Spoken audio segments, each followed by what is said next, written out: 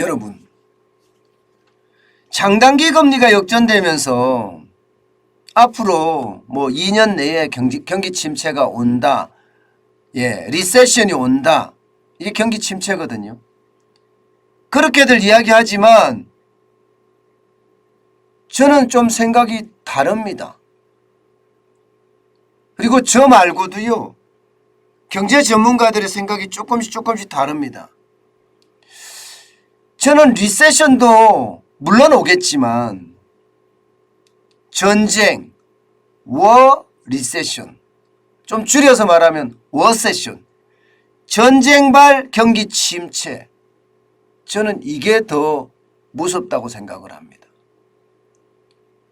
사람들이 전쟁발 경기 침체가 지금 온 거 아니야 이렇게 이야기하지만 아직까지 저는 그렇게 심각할 정도로 오지는 않았다고 생각을 해요.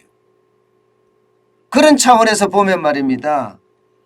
세계은행에서 발표한 경기 침체에 대한 이야기 저는 100% 동의합니다. 세계은행에서는요. 유럽이나 중앙아시아의 성장률 전망치가 지금 푹 떨어졌다 이거예요. 마이너스 4.1%까지 내려갔다 이겁니다. 이것을 보면 말입니다. 유럽이에요. 중앙아시아예요. 마이너스 4.1%예요. 결국 말입니다. 전쟁 때문에 유럽이나 혹은 중앙아시아의 성장률이 완전히 망가지고 있다는 뜻이잖아요. 이게 결국 말입니다. 저는 세계 경제에 엄청난 영향을 미칠 겁니다. 좀 더 나아가서는 대한민국으로 좀 좁혀보면 말입니다. 대한민국의 경제에도 워리세션, 워세션, 전쟁발 경기 침체가 저는 엄청난 충격으로 칠 거라고 생각을 합니다. 여러분, 이걸 한번 보세요. 세계은행에서 발표한 내용이에요. 우크라이나는 물론 전쟁 중이니까 지금 우크라이나 같은 경우는요. 사회 기반 시설이고 뭐 부두고 항만이고 지금 도로고 철도고 다 깨져버렸죠. 다 파괴됐습니다. 그러니까 마이너스 45.1% 떨어진다는 말은 당연하겠죠. 근데 러시아도 지금 마찬가지예요. 마이너스 11.2%까지 떨어진다고 이야기합니다.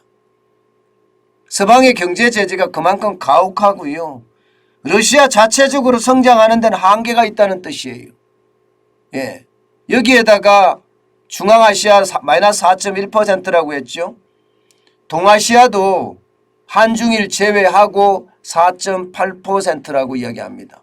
5%에 못 미칩니다. 더 큰 문제는 중국이에요. 지금 세계은행에서는요. 중국이 5% 성장하기 바쁘다고 이야기합니다. 저는 이게 세계 경제에 어마어마한 영향을 줄 겁니다. 여러분, 중국은 세계의 공장입니다. 중국은요. 중국 정부에서도 5.5% 성장하겠다 이렇게 이야기를 했어요. 그런데 세계은행은 전쟁 때문에 5.5% 불가능하다. 게다가 지금 중국은 도시마다 봉쇄령을 지금 계속 때려가기 때문에 결국 말입니다. 국내 경제뿐만 아니라 세계 경제에도 영향을 미친다. 그래서 5% 이하로 떨어질 가능성도 크다. 이렇게 지금 분석이 나오고 있거든요. 그런 차원에서 본다면 말입니다. 지금 세계 경제에 대한 전쟁발 충격은 굉장히 커진다. 이렇게 해석할 수가 있습니다. 제가 여러분들에게 설명을 드릴 때 정부가 러시아가 우크라이나를 침공하고 나서 대한민국 경제에서는 영향이 제한적이다 말씀을 할 때 말입니다. 정부가 그렇게 발표를 할 때 저는 아니라고 말씀을 드렸어요. 러시아로 직접 수출하는 거, 우크라이나로 직접 수출하는 거는 적을지 모르지만 그 전쟁 때문에 일어나는 파장은 대한민국이 수출국가이기 때문에 전 세계에 영향을 미칠 거다. 저는 그렇게 말씀을 드렸고 우리 경제에도 전쟁발 위기가 크게 작동을 할 거다. 그렇게 말씀을 드렸습니다. 그런데 그게 현실이 점점 되고 있습니다. 왜냐하면 전쟁이 터지자마자 원자재 가격이 엄청나게 올랐거든요. 서방의 제재 때문에 말입니다. 예, 원자재라는 것은 에너지만 있는 게 아니거든요. 유가만 떨어진다고 될 문제가 아니에요. 가스도 있고요, 석탄도 있고요. 또 광물도 지금 엄청나게 오르잖아요. 리튬이니 텅스텐이니 뭐 천정부지라고 이야기할 만큼 광물값도 오릅니다. 곡물값도 마찬가지입니다. 밀은 밀대로, 보리는 보리대로, 콩은 콩대로, 쌀은 쌀대로 다 오릅니다. 오죽했으면 식량을 무기화하고 있겠습니까? 그 영향이 여러분 대한민국에도 그대로 치고 들어왔습니다. 그대로. 그러니까 대한민국의 어떤 경제적 영향 저는 엄청 클 거라고 저는 생각을 합니다. 그만큼 말입니다. 우리 경제의 충격파가 굉장하다는 이야기예요. 굉장하다는 이야기. 여기에다가 말입니다. 우크라이나가 이렇게 심각하고 중앙아시아가 심각하고 러시아가 심각하고 유럽이 심각한 데다가 엎친 데 덮친 격이라고 해야 되나요? 설상가상이라고 이야기해야 되나요? 중국 보세요. 지금 말입니다. 중국은 도시 봉쇄령이 장난이 아니에요. 지금 광저우는요. 지난달 28일 지금 상하이를 쉽게 말하면 봉쇄했어요. 광저우도 마찬가지입니다. 광저우도. 주민 전수검사 한다는 것은 여기도 말입니다. 지금 봉쇄를 한다는 뜻이에요. 링더도 마찬가지고요. 쿤산도 마찬가지고요. 타이창도 마찬가지고 포산도 마찬가지입니다. 중국의 주요 도시들의 봉쇄 엄청납니다. 이거 세계 경제에 미치는 영향 엄청날 수밖에 없습니다. 중국이 세계 공급망의 핵심 기지입니다. 그런데 중국은 도시 봉쇄령을 내리면요. 지하철이든 버스든 택시든 아무것도 못 다녀요. 사람도 못 다녀요. 생활 필수품만 살 수 있는 사람들만 왔다 갔다 할 수가 있습니다. 나머지 먹는 것은요. 배달을 통해서 먹어야 됩니다. 그 정도면 여러분 도시 봉쇄가 이게 거의 폐쇄하고 마찬가지예요. 오죽했으면 락다운이란 말을 쓰겠습니까? 락다운이란 말을. 이렇게 되면 말입니다.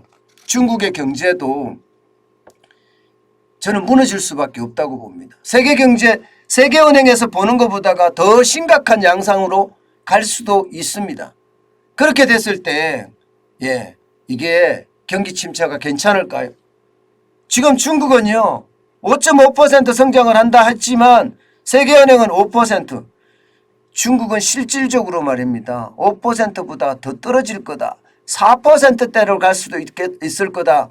이런 전망까지 나옵니다. 그러면 여러분 4%대로 떨어지면 대한민국 입장에서 괜찮을까요? 대한민국은 수출의 거의 30%를 중국과 홍콩으로 수출하고 있습니다. 수출의 30% 넘게요. 중국만 따져봤을 때도 25%가 넘고요. 홍콩은 5%가 넘습니다. 그런 상태라면 중국의 침체는 대한민국의 침체 이렇게 이야기할 수 있거든요. 중국이 경제성장률이 1%가 떨어지면 대한민국 경제성장률은 0.2%포인트가 떨어진다는 그런 연구 보고서도 있을 정도거든요. 이렇게 되면 말입니다. 중국의 어떤 경제 침체가 대한민국의 침체, 나아가서는 세계 경제의 침체까지 가져옵니다. 세계 경제의 침체까지 가져왔을 때 대한민국은 수출 중심으로 하는 국가입니다. 그런데 세계 경제의 침체가 오면 과연 우리가 버텨낼 수 있을까요? 그나마 좀 덜 떨어지면 다행이겠지만 지금 현재까지는요. GDP 성장률이 적어도 유로존은 마이너스 1.4%가 떨어지고요. OECD 국가 전체적으로는 마이너스 1%가 더 떨어지고요.